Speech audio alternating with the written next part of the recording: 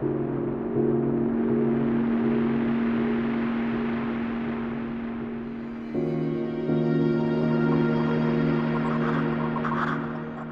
understanding of HIV would have been just the TV advertisements of the Grim Reaper. A new issue, and it was just something that was there, you know? Really wasn't related to us, was it?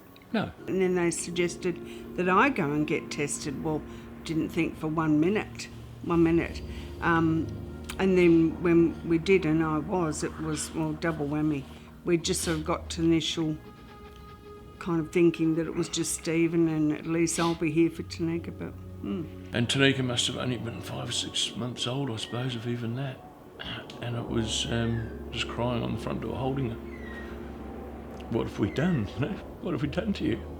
Went to my mum and dad, and my dad said, and we sat them down and I said, Stephen and I are HIV positive.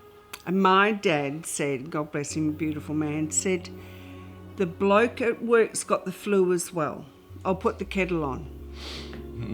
And that's where it ended. As far as when we were diagnosed, and that was 30 years ago, in 1987, we never even thought that we would be here now. It's happened to Wendy lots of times.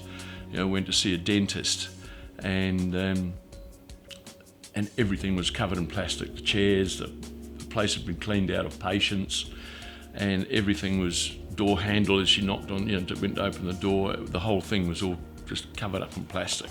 When I went into Royal Perth, I was put out in the veranda, I wasn't with the other women. And the rain came through a little gap in the ceiling, and because it was a veranda, it was for storage of things. And, I was getting wet, but I had HIV, that's where I belonged. And another incident I remember at the old school, one of the girls said to me, I remember all the time that you used to go to the Court Hotel, it all fits in now. She was about 20, 25, and I said, fits in how? She said, with you being HIV and being with the gay people and that. And I thought, my goodness. Unfortunately or fortunately, two ways of looking at it, I fell pregnant. We always wanted 6, 7 children. I remember a particular doctor at Royal Perth saying to me, what have you done? My mum had Tanika for the day because I came home, and Mum, you want to know, she knew that I was pregnant, where I went and all that. I have made a cake.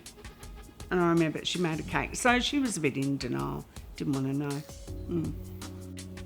Cake made everything better. But I do remember Stephen's dad saying, you know what you have to do. You don't know what you're going to do with this child. And that was the decision I decided to terminate. That would probably be my only regret in my life. Yep. I don't regret the HIV, I don't regret anything else. But the fact that we ended up only with one child. Because not long after that, Karen had a baby, maybe, 6 months ago? She was another positive woman. And she had a baby, and the baby's fine. And when we look back, Tanika just presumed every parent took 32 tablets in the morning, or, that much. I'm exaggerating. But that's one good thing that has come out, is that we're down to 4 but we take vitamins. 4, that is amazing. The treatments have been fantastic, and the medical help we've had from Royal Perth and the Triple ID has been awesome. HIV will not kill me in any way. It'll be other, getting old, knee reconstruction or whatever. Husband. Lost some members of my family, haven't spoken to me since. That's okay. Yeah, well, we can't keep dwelling on it. And but never approached me about their issue. I did, but they just said, we want you to formally write an apology, because I told of an incident that we went to, and it was the very first thing that ever happened to us. We went to a family function, and there was a table in the corner with plastic knives and forks, and that was for Stephen and I. We weren't to mix with the rest of the crowd at this restaurant. Our personal relationship, Wendy and mine, I think it's impacted there from a psychological point of view with affection and our sexual relationship between the two of us. I think Wendy's taken it a lot harder or made it a lot more complex than it needs to be made. You know, it's as if it's, I've picked this up through sex, so that's naughty. They had said, how did you get it? And we said, we don't know. I think I gave it to Stephen. I was overseas, had sex with the man, and unprotected sex. Stephen also had travelled and Could have been one or the other, either or. But we've been married for 32 years, and probably about 3 years ago in this conversation, he said to me after, I don't want you've been saying that all this time, that you think it was you. We don't know. And so I don't want you to say that. But I didn't realise that.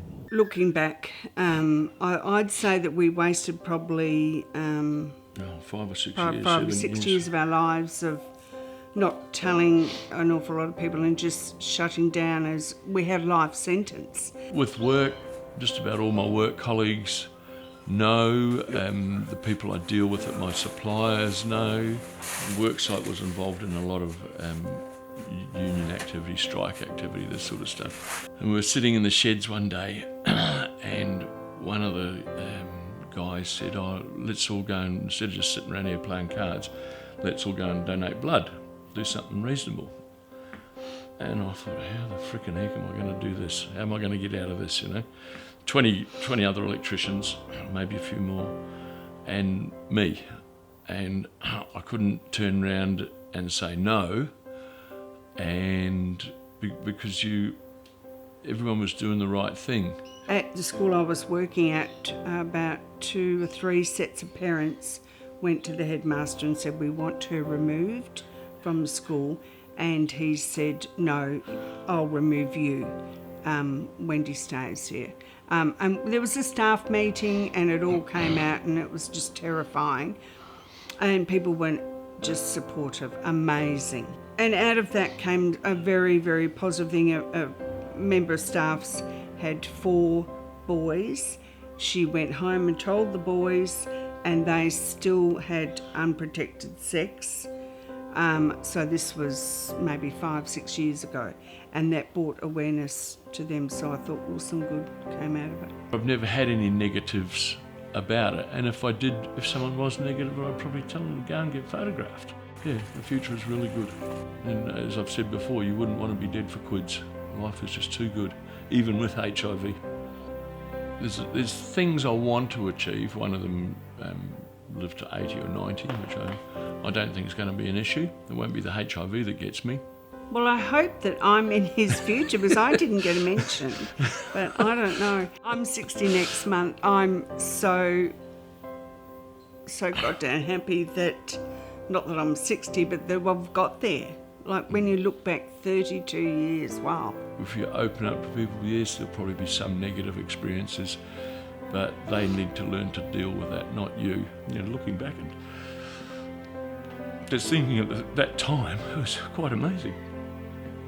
We were very lucky that what we were doing and the people that we met on our journey.